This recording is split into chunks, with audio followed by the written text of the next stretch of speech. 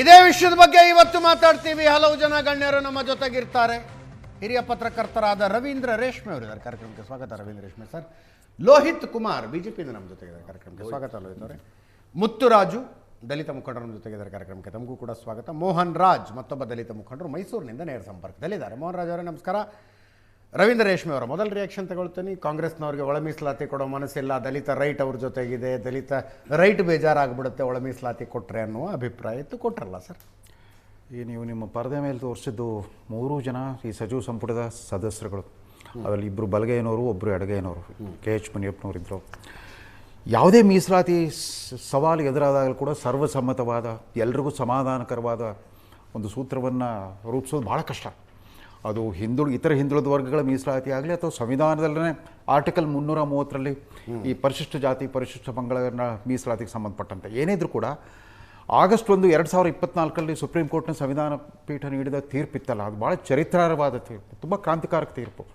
ಈ ಒಳ ಮೀಸಲಾತಿ ನೀಡೋ ಅಧಿಕಾರ ರಾಜ್ಯ ಸರ್ಕಾರಗಳಿಗೆ ಇದೆ. ರಾಜ್ಯ ಸರ್ಕಾರಗಳು ಸ್ಥಳೀಯ ಸ್ಥಿತಿಗತಿ ಅನುಸಾರ ಕೊಡಬೇಕು ಅಂತ ಹೇಳಿದಾಗ ಅವತ್ತಿನ ಬಸವರಾಜ ಬೊಮ್ಮಾಯಿ ಸರ್ಕಾರ ಅವರು ಸದಾಶಿವ ಆಯೋಗದ ಒಂದು ಶಿಫಾರಸು, ಅದಕ್ಕಿಂತ ಮುಂಚೆ ಸದಾಶಿವ ಆಯೋಗ, ತದನಂತರ ಮಾಧುಸ್ವಾಮಿ ಸಮಿತಿ ನೀಡಿದ ಶಿಫಾರಸು ಅದು ಇಟ್ಕೊಂಡ್ಬಿಟ್ಟು ಅವರೊಂದು ಸೂತ್ರ ಮಾಡಿಬಿಟ್ಟಿದ್ರು. ಅವರು 4 ಕ್ಯಾಟಗರಿ ಮಾಡಿದರು: ಎಡಗೈ, ಬಲಗೈ ಮತ್ತು ಸ್ಪರ್ಶ ದಲಿತರು ಮತ್ತು ಅಲೆಮಾರಿಗಳು ಅಂತ. ಅದಕ್ಕೆ ತೀವ್ರ ವಿರೋಧ ಬಂದುಬಿಡ್ತು. ಕಾಂಗ್ರೆಸ್ ಸರ್ಕಾರ ಬಂದಮೇಲೆ ತೀವ್ರ ವಿರೋಧ ಬಂತು. ಯಾಕಂದರೆ ಕಾಂಗ್ರೆಸ್ ಸರ್ಕಾರದಲ್ಲಿರೋ ಪ್ರಭಾವಿ ನಾಯಕರು, ದಲಿತ ನಾಯಕಗಳೆಲ್ಲ ಬಲಗೈನವರು. ಮಲ್ಲಿಕಾರ್ಜುನ್ ಖರ್ಗೆ ಆಗಲಿ, ಪರಮೇಶ್ವರ್ ಆಗಲಿ, ಮಹದೇವಪ್ಪ ಆಗಲಿ, ಅವರೆದುರಿಗೆ ಈ RB ತಿಮ್ಮಾಪುರ್ ಮತ್ತು KH ಮುನಿಯಪ್ಪ ಇವ್ರು ಸ್ವಲ್ಪ ಅಸಹಾಯಕರು ಅಂತ ಅನಿಸ್ಕೊಂಡ್ಬಿಟ್ರು. ಅವರಷ್ಟು ವರ್ಚಸ್ಸುಗಳಲ್ಲ ಅನ್ನೋ ಪರ್ಸೆಪ್ಷನ್, ಪಬ್ಲಿಕ್ ಪರ್ಸೆಪ್ಷನ್ ಇರ್ಬೋದು ಏನೋ.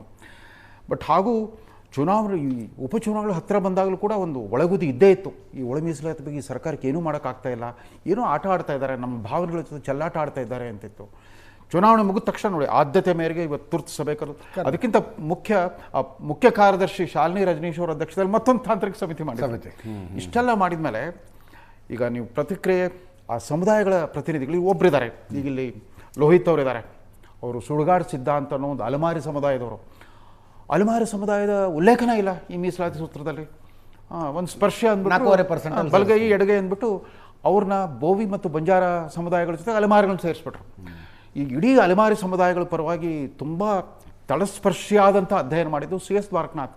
ಅವ್ರು ಹಿಂದೆ ಹಿಂದುಳಿದ ವರ್ಗದ ಆಯೋಗದ ಸದಸ್ಯರಾಗಿದ್ದರು, ಅವ್ರು ಪತ್ರಕರ್ತರು ಆಗಿದ್ದರು, ಜೊತೆಗೆ ಸಾಮಾಜಿಕ ಹೋರಾಟಗಾರರು. ಇವತ್ತು ಮಲೆ ಮಹದೇಶ್ವರ ಬೆಟ್ಟದಲ್ಲಿ ಅಲೆಮಾರಿ ಜನಾಂಗದ ಒಂದು ಶಿಬಿರ ನಡೆಸ್ತಾ ಇದೆ. ಇದೇ ಮೊಟ್ಟ ಮೊದಲ ಬಾರಿಗೆ ಸುಮಾರು 110 ಶಿಬಿರಾರ್ಥಿಗಳಲ್ಲಿದ್ದಾರೆ.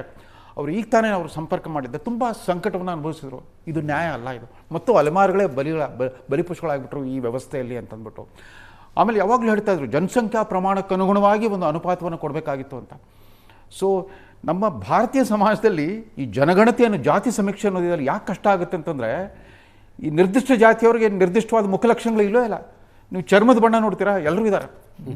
ಬೆಳಗಿರೋರೆಲ್ಲ ಬ್ರಾಹ್ಮಣರು ಅಂತ ಹೇಳೋಕ್ಕಾಗಲ್ಲ, ಕಪ್ಪಗಿರೋರೆಲ್ಲ ಮತ್ತೊಬ್ಬರು ಅಂತ ಹೇಳೋಕ್ಕಾಗಲ್ಲ. ಎಲ್ಲರೂ ಎಲ್ಲ ಥರದ, ಅಂದರೆ ಭಾಳ ಪ್ರಾಚೀನ ಸಂಸ್ಕೃತಿ ನಾಗರಿಕತೆ ಆಗಿರೋದ್ರಿಂದ ಎಲ್ಲ ಥರದ ಹೈಬ್ರಿಡೈಸೇಷನ್ ಆಗೋಗ್ಬಿಟ್ಟಿದೆ. ಹಾಗಾಗಿ ಜಾತಿ ಸಮೀಕ್ಷೆ ಕೂಡ ಭಾಳ ಕಷ್ಟ. ಈಗ ಅಧಿಕೃತವಾಗಿ ಸೆನ್ಸಸ್, ಈ ಸಾರಿ ಕ್ಯಾಸ್ಟ್ ಸೆನ್ಸಸ್ ಕೇಂದ್ರ ಸರ್ಕಾರ ಶುರು ಮಾಡ್ತಾ ಇದೆ. ಈಗ ನಾನು ಕುರುಬ ಅಂತ ಬರ್ಸಿದ್ರೆ ಅದು ಇಲ್ಲ ಅನ್ನೋದಕ್ಕೆ ಯಾವ ಆಧಾರನೇ ಇಲ್ಲ.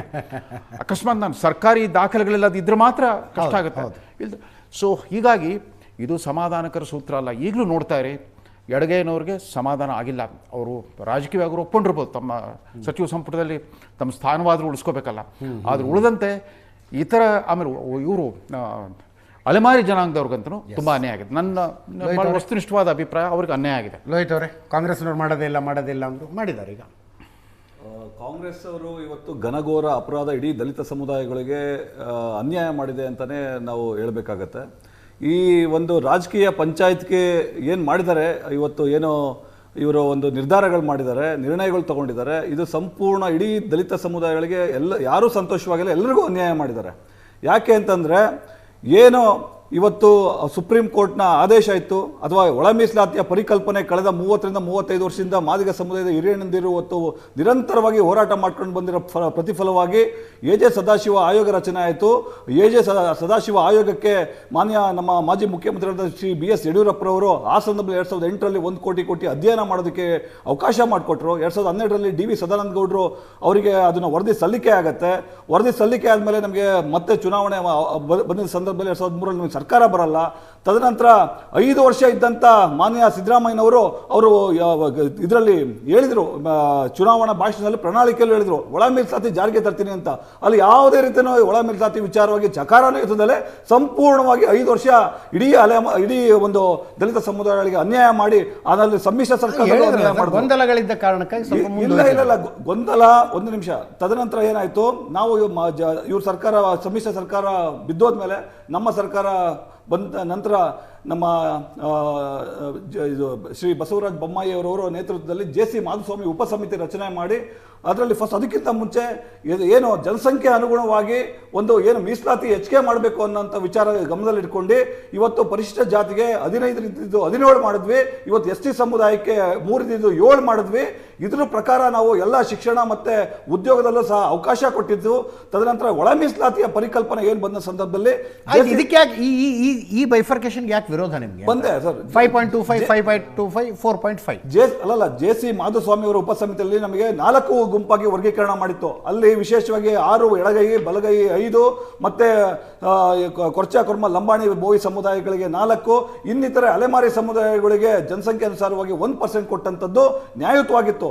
ಆದರೆ ಒಂದು ಏನು ಸುಪ್ರೀಂ ಕೋರ್ಟ್ನೆಲ್ಲ ಒಂದು ದಾವೆ ಇದ್ದಿದ್ದರಿಂದ ಇವತ್ತು ಮಂದಕೃಷ್ಣ ಮಾದಿಗರ್ ಅವರು ತೆಲಂಗಾಣ ಚುನಾವಣೆಯಲ್ಲಿ ಇವತ್ತು ಪರಿಪರಿಯಾಗಿ ನಮ್ಮ ಇವರಿಗೆ ಮಾನ್ಯ ನರೇಂದ್ರ ಮೋದಿ ಅವರಿಗೆ ಕೇಳ್ಕೊಂಡ ಸಂದರ್ಭದಲ್ಲಿ ಏನು ಅಲ್ಲಿ ಉಚ್ಚ ನ್ಯಾಯಾಲಯ ಸುಪ್ರೀಂ ಕೋರ್ಟಲ್ಲಿ ದಾವೆ ಒಂದು ಕೇಸ್ ಇದ್ದಿದ್ದರಿಂದ ಅಲ್ಲಿ ನಮ್ಮ ಸಾಲಿಸಿಟರ್ ಜನರಲ್ ಅವರ ನೇತೃತ್ವದಲ್ಲಿ ಒಂದು ವಕಾಲತ್ತು ವಹಿಸಿ ಒಳ ಮೀಸಲಾತಿಗೆ ಸಂಪೂರ್ಣವಾಗಿ ಆ ರಾಜ್ಯ ಸರ್ಕಾರಕ್ಕೆ ಅವಕಾಶ ಇದೆ ಅಂತೇಳಿ ಏನು 1/8/2024 7 ಬೆಂಚ್ DJ ಚಂದ್ರಚೂಡ ಅವರ ನೇತೃತ್ವದಲ್ಲಿ ಆ ರಾಜ್ಯ ಸರ್ಕಾರಕ್ಕೆ ಅವಕಾಶ ಕೊಟ್ಟಂತದ್ದು.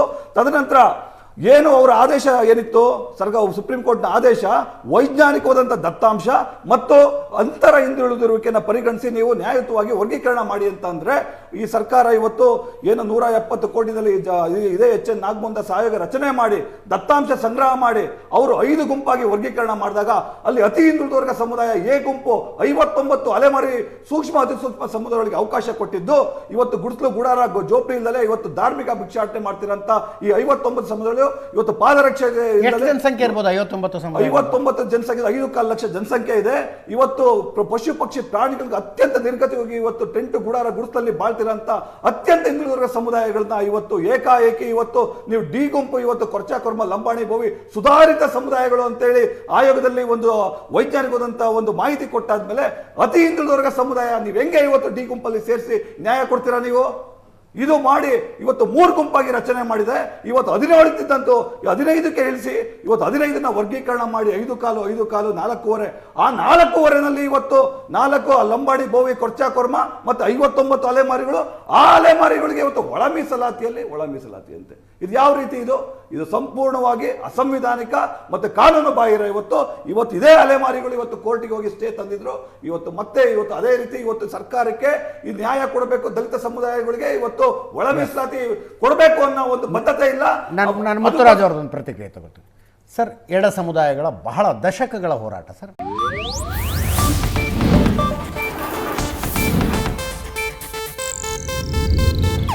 ಇದು ಏಷ್ಯಾನೆಟ್ ನ್ಯೂಸ್ ನೆಟ್ವರ್ಕ್ ಪ್ರಸ್ತುತಿ.